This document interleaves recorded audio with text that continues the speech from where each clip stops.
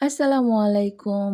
খুব সুন্দর একটা প্রোডাক্ট। আসলে জাস্ট আপনাদের সাথে শেয়ার করার জন্য এটা করছি। আমি টেক্সচার আর্ট নিয়ে একটু কাজ করব। টেক্সচার পেইন্টিং মেক করব।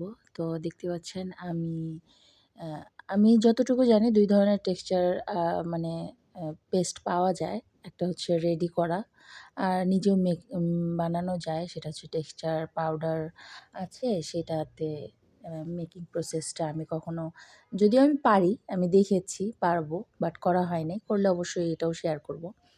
তো আমি টেক্সচার আর্টের জন্য এই মনমার্টের এই উম উম মানে কৌটাটা নিছিলাম টেক্সচার পেস্টের। এটা অনেক ভালো।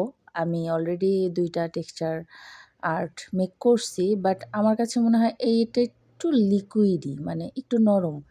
টেক্সচার পেস্টটা না নরম না শক্ত এরকম হলে আমার কাছে মনে হয় একটু ভালো হয়। আমার কাছে মনে হয় এটা আমার ওপিনিয়ন। আমি কোনো জাজ করতেছি না।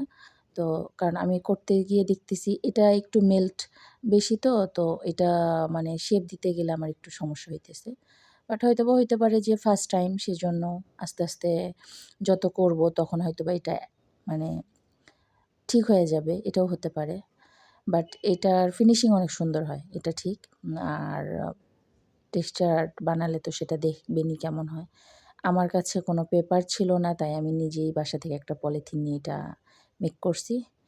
তো কি বানাই সেটা অবশ্যই পরবর্তীতে ভিডিওতে শেয়ার করব। সবাই ভালো থাকবেন। আজ এ পর্যন্তই। আমার পেজটিতে ভিজিট করবেন অ্যান্ড পাশেই থাকবেন কি করতেছি সেটা দেখার জন্য। আল্লাহ হাফেজ।